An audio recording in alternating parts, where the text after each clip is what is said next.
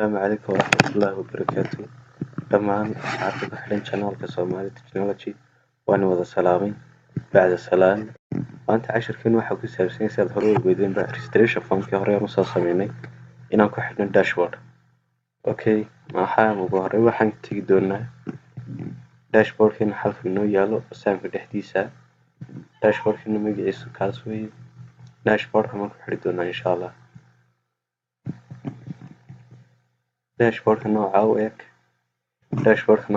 baan ku xidhi doonaa muxuu ahaay registration formkii aan soo sameynay casharkii kan ka horreeyay. Okay, let's go. Ugu horreyn waxaan sameyn doonaa dashboardka inaan ku furno Visual Studio Code soo loogu faraadin karayna halkan baadiman. Ugu horreyn waxaan u baahanahay horta inaan dashboardka connectorkiisa inaan soo furano visualka soo furano.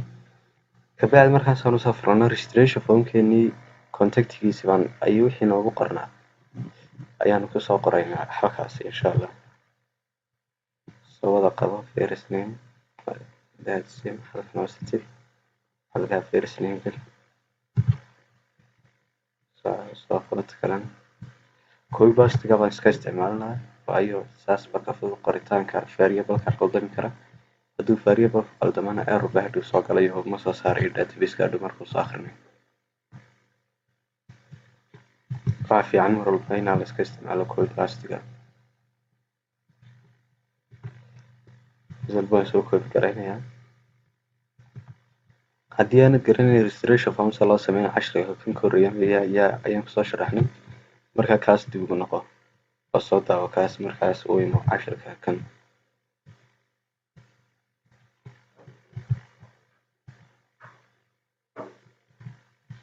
Okay, kana soo koobi garay kana koobi baan iska isticmaalayaa. Copy last one, yes. haddaba inta halkan aan gashay haddana halkaas aan gasho first name last name gender waa isku mid intaas. First name halkan ay tahay waa first name, last name waa sax, gender waa sax, email waa sax.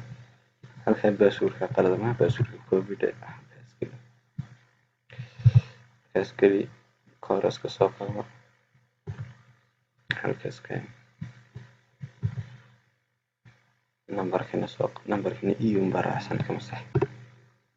hadda wuu diyaarsan yahay saad wada jeedin save aan odhanayaa intaas markaan save garayso dashboardka connectorkiisa aan wada qorto aan save garay maxay dhiman inaan halka loo kala dhigo halkii looga roodkii inaan registration formkii oo inoo ahaa markii ugu horreysay halkan saamkan tago registration formka markii aan kusoo sameynay database-ka cilmi loo yaqaano oon table-kiisa loo sii yaqaano registration aan ku sameynay ay saddexdaas inoo diiwaan gashan yihiin kaas waan kusoo xidhi doonaa.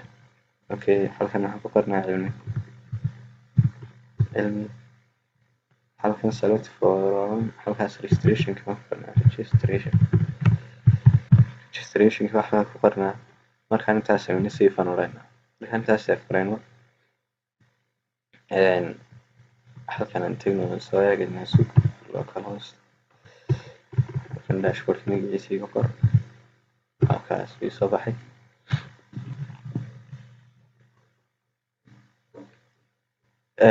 saad wada jeedin waxaa inoo soo galay dashboardka halkaa manage userska ku qoran tahay suma jeedin kaasna loginkii kan casharkii kan kasii horreeyay aan sameynay ku xidhi doonaa kana registrationkii waayo maanta registrationkaan ku xidhaynaa registrationkaan u baahannahay.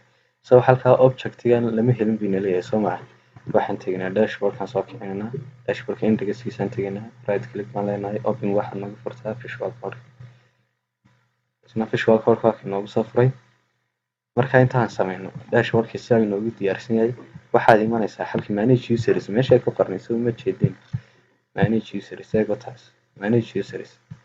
manage userskaasi waa manageta halka inoogu qoran manageta halka ku qoran weeye manage users waa ta halka ku qoran registration formka halka ku qorana user registerka halka ku qorana waa ka halkan ku qoran user register ka halka ku qoran saad wada jeedin. markaa linkiga inoo qabanaya ayaan ku qoraynaa halkaas oo ahaa registration formkeena registration display baa noogu qornay waxaana save day registration display haddaad haysan waa kan weeye halkaa hoosta ku qoran registration display kaas weeye halkaa hoosta ku qoran oo dashboardkana connectorkiisa ah. Markaan intaa ku qoro halkaas save aan odhanaya. Markaan save gareeyo bal imika waxaan soo eegaynaa bal dashboardkeeni maxaa iska bedelay. Dashboardkeeni maxaa iska bedelay. Dashboardkeeni maxaa iska bedelay. Refresh aan siiyo. Refresh. Okay, refresh markaan siiyo dashboardkeeni maxaa iska bedelay. Xogtii bay noo soo gashay.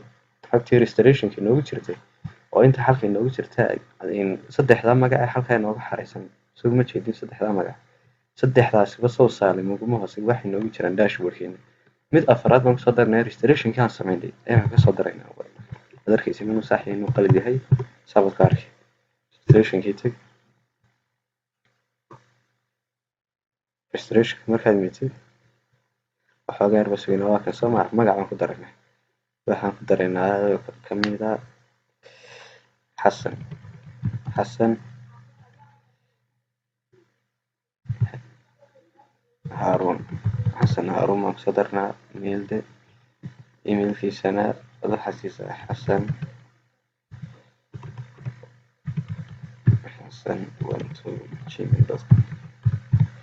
12gmail.com intaas kasii passwordkana intaas kasii kooraska qaatina waxaad tidhahaa kale c program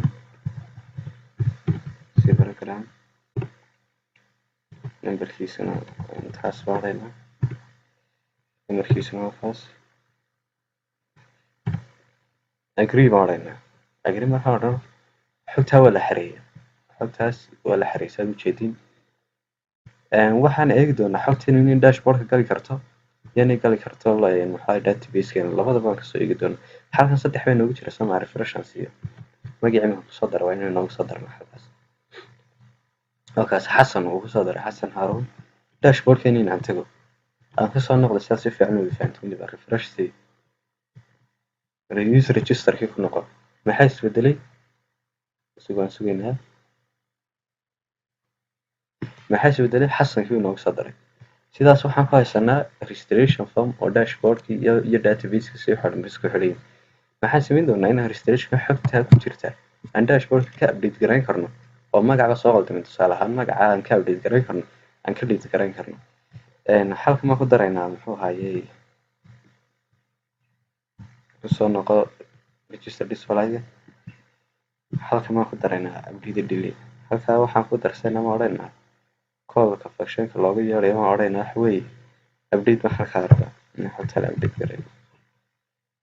Halka waxaan xalinaa delete na xogta iska delete gareyn karno.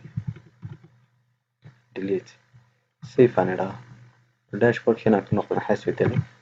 Halka maxay noogu soo daray update delete bay noogu soo daray. Marka xogtaan waan update gareyn doonaa delete gareyn doonaa. Imika ma update gareyn doonaa way button mis la sameeyay labada intaasina waxay qaadanayaan 10 badan. Marka kan ku xiga ayaan insha Allah ku diyaarin doonaa. Waan mahadsantiin sabab daawaneyseen channelka subscribe to noo dhankiina. Wassalaamu calaykum waraxmatullaahi wabarakaatuh.